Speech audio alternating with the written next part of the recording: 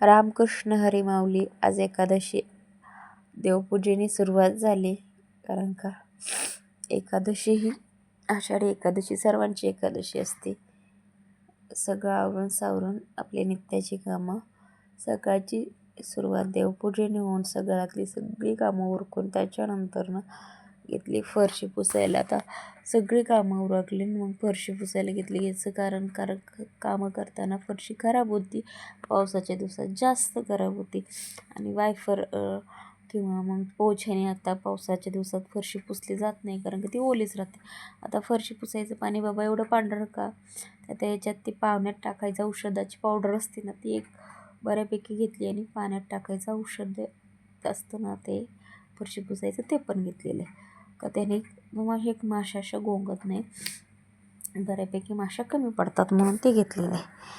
आता ही पूर्ण फरशी पुसायची म्हटलं ना हाताने मला खूप वेळ जातो. आधी झाडायला लागते, मग ती पुसायला लागते, मग कोपरा पुसून घेतल्यानंतरच ते स्वच्छ होतं. नाही तर पावसाच्या दिवसात थोडं जरी सांडलं तर माशा आणि मुंग्यांची चिकटपणा हा फरशीला लई राहतो. त्याच्यासाठी मग ही फरशी आतमधून आले पुसून घेऊन आणि मग बाहेरची फरशी पुसायला घेतली. माझी नाटा झोपली होती म्हणून तिकडच्या 2 रूम राहिल्या होत्या. म्हटलं तिकडे जर समजा मी गेले तर काय होईल, ती उठेल आणि मग सगळंच राहून जाईल. म्हणून पटपट घेतली बाहेरची फरशी, घरातली इकडच्या बाकीच्या घरातल्या फरशी पुसून. कारण का स्वच्छता ही महत्त्वाची असते. हायजीन मेंटेन करणं खूप गरजेचं आहे आणि ते तेवढं पुढं कंप्लीट होत आहे. नाही उठाय तर माझी नाटा उठली तर उठली, दारात येऊन रडत बसली. माझी बाबा हळू दार उघडते, बाबा नाटा का नाटा गेली तिकडे. आणि मग घरात येऊन बघते इकडचं घरनं झाडलं होतं, नंतरनं सकाळी एकदा झाडलं होतं, नंतरचं खाणं पिणं झाल्यानंतर झाडलंच नव्हतं. मुंग्या झाल्या होत्या जागजागी. कारण का माझ्या नमाचं खाणं काय इथं सांड तिथं सांड असंच असते. मग माझ्या बबडीचं म्हटलं मेकअप करावा, नटाचा मेकअप नटापट्टा करावा, तिचं कसे वाज घेते त्याचा. म्हणले शंभू पुसायला तयार नाही.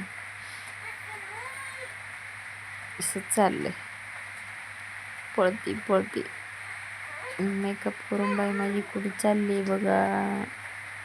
तरी मम्मा आणि मी चांगलं सगळं स्वच्छ आवरले, झाडून घेतलं, पसारा उरकला होता. कारण का 2 रूम पुसायचे राहिले होते. तर माझा बाबा बघा नुसता पसारा घालायच्या मागं असतो. आणि एवढे सगळे नारळ पाडले का बघितलं ना, त्या दिवशी पडले नाही इथे पाडले, कारण का ती गळ लागली होती त्यांना, ती पडायची सारखी. एखाद्याच्या डोक्यात बिकत पडावं नाही म्हणून आपण पाडून घेतले. तर इकडं बघा, तरी हा नारळ कुठं राहिला होता काय माहिती, तरी हा पडलाच. कुठनं पडला, इथनं पडला, एक आणखी राहिले होते काय माहिती, पण पडला तो. म्हणलं चल बाबा तुला काही राहावं झालं वाटतं झाडावर, मग तू पण त्यांच्या पंक्तीला जाऊन बस. ते उचललं आणि त्याला तिकडे नेऊन टाकलं.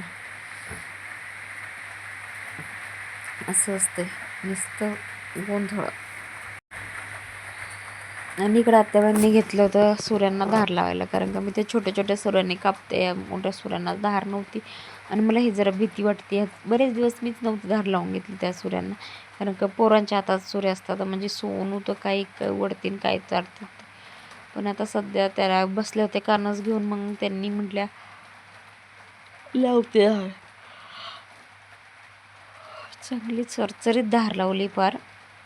एकदा जर बोट फिरवलं का चर्रकन चिरकांडे ओढून टाकतात. आणि धार लावली, पण मी काही ती सुरी काही वापरली नाही, कारण का मला स्वतः भीती वाटते.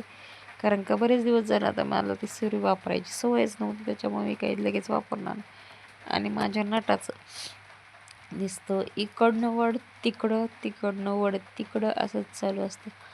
आणि हे दळण घेतले करायला, तर काय माझ्या बाबाचं नुसतं सांडवीचं झालं. इथून तिथं असंच चालू असतंय. मला असं वाटतं काय करावं काय नाही करा, नुसतं काम न करता त्रास कसा होईल. आता दादा तिथं टपाजवळ बसलाय म्हटल्यानंतर हिला कसं देखो आपलं लंगडं मिरवीत निघाली. काय चाललंय बघायला. त्याच्यानंतर सगळं झालं, मग म्हटलं तर संध्याकाळच्या ह्याची तयारी करावा. फराळाची. तर ही रताळे उकडून घेतले. तर रताळीची प्रोसेस कशी उकडली काय, एकदम शुद्ध गावरान पद्धतीनं याचा व्हिडिओ लवकरच अपलोड होईल चॅनलवर, नक्की बघा. त्यानंतर न केली शेंगदाण्याची चटणी. शेंगदाण्याची चटणी कशी की, चटणी नाही चिक्की, चटणीच म्हणते चिक्की. त्याचाही व्हिडिओ चॅनलवर येईल, नक्की पहा चॅनलवर. शेंगदाण्याची चिक्की कशी बनवली आणि त्याच्यानंतर बनवले आहे साबुदाणा वडे. आता त्याच्यासाठी बटाटे उकडून मग मॅश करून मग बटाटे साबुदाण्याची वडे कशी केली, काय कसं केलं, त्याचाही व्हिडिओ मी अपलोड करणार आहे चॅनलवर. तोही व्हिडिओ पहा नक्की. खास छोट्या छोट्या ट्रिक्स असतात प्रत्येकाचे वेगवेगळ्या, त्याने पदार्थ छान होतात. तसे माझ्याही असतील बघा, माझ्याही आहेत बघा आणि व्यवस्थित ट्राय करून बघा. हे छोटे छोटे आपले तळणीचे पदार्थ उपवासाचे ते पण तळले.